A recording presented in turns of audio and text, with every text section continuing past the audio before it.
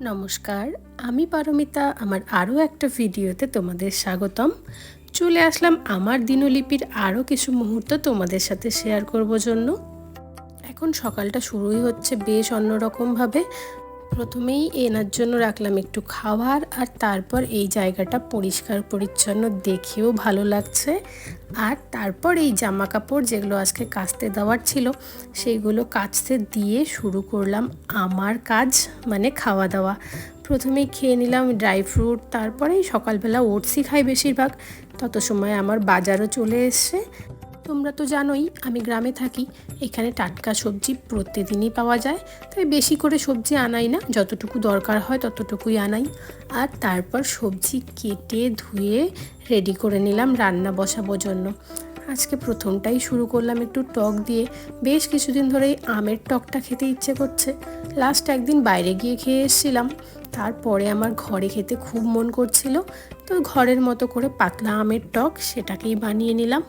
এটা তো খুবই সহজ বানানো, যে কেউ চাইলেই বানাতে পারো। আর তারপর করলাম একটুখানি মাছ পরিষ্কার। এই মাছটা ফ্রিজেই ছিল, মাছটা পরিষ্কার করে ধুয়ে সেটার মধ্যে নুন হলুদ মাখিয়ে রেখে দিলাম। আর এদিকে আমার চাটনিও ফুটে গেছে, মানে টক ফুটে গেছে, তার মধ্যে চিনি দিয়ে দিলাম। আর যখন ভালোভাবে আরেকটু ফুটে উঠলো, তারপর বন্ধ করে ঢাকা দিয়ে খানিকটা সময় রেখে দিয়েছিলাম।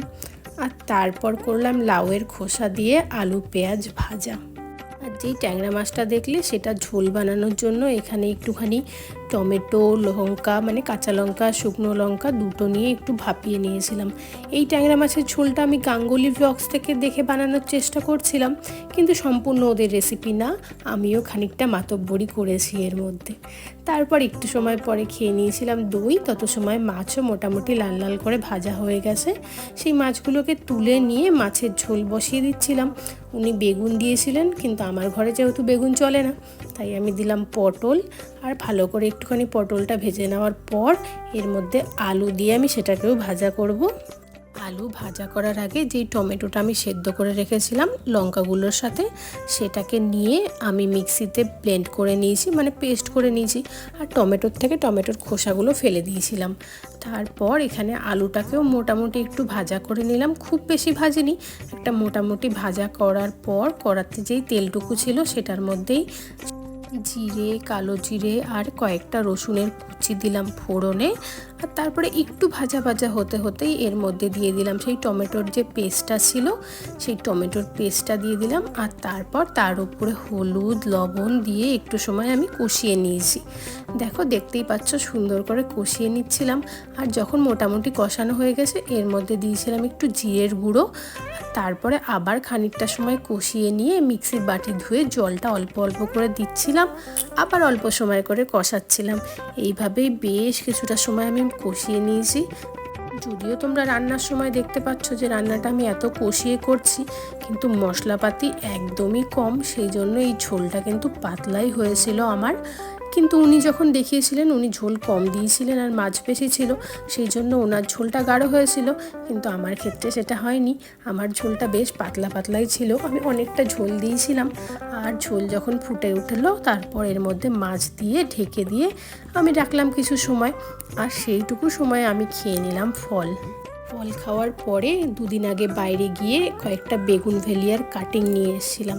বাগান বিলাস আমার খুবই পছন্দ, ভেবেছিলাম প্রথমে নার্সারি থেকেই কিনবো। তারপর বনসাই করা একটা গাছের দাম যখন শুনি 2000 টাকা, তারপর সেটা আর কেনার সাহস দেখায়নি।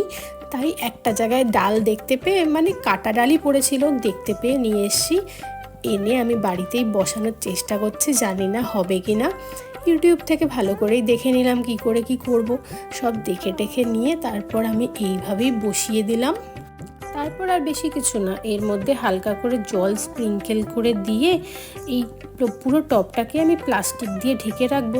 যদিও ভিডিওতে দেখেছিলাম ওনারা একটা প্লাস্টিকের বটল দিয়ে ঢেকেছিল, কিন্তু আমার টবের মাপের বটল হতো না, সেই জন্য আমি একটা প্লাস্টিক দিয়ে ঢেকে দিলাম। দেখা যাক কবে কি হচ্ছে। আর তারপর বিকেলবেলা একটু হাঁটতে হাঁটতে বেরিয়েছিলাম এক নতুন বান্ধবীর সাথে দেখা করার জন্য। পাশেই একটা জায়গাতে আছে। তো হেঁটে হেঁটে প্রথমে গেলাম ওর সাথে দেখা করতে। আর ওখানে পৌঁছে গিয়ে যেই ভিউটা আমি সবসময় দেখি, এবার একটুখানি অন্যরকম দেখলাম। কেন কি এবার সূর্যমুখী ফুল হয়েছে, আমি যখন গেছিলাম তখন অন্যান্য ফুল ছিল। আর এই জায়গাটাতে তোমরা হয়তো আমার ভিডিওতে এর আগে একবার দেখেছো। তো এটা সেই আমি যেই হোটেলে ছিলাম সেই হোটেলেরই ফ্রন্টটা। আর এখান থেকে খুবই সুন্দর ভিউটা থাকে নদীর, যেটা ঘর থেকেও দেখা যায়, কিন্তু বাগান থেকে আরও সুন্দর দেখা যায়। যেহেতু সন্ধে হয়ে গেছিলো তাই ওখানে আর বেশি সময় বসিনি। তারপর দুজন মিলে আসলাম একটু পুল সাইডে একটু সময় পুলে পা ভিজিয়ে রেখে চলে আসলাম ওর রুমে। ওখানে হলো খাওয়া দাওয়া, মানে কফি আর পনির পকোড়া। তারপর আমরা দুজন হাঁটতে হাঁটতে চলে আসলাম ঘরে এসেছিল আমাদের আবার একটা গেট টুগেদার। বাকি সবার সাথে মিলেমিশে হলো পরোটা আর হলো চিকেন। আর তারপর সবাই মিলে একসাথে রাতে ঘুমিয়ে পড়লাম।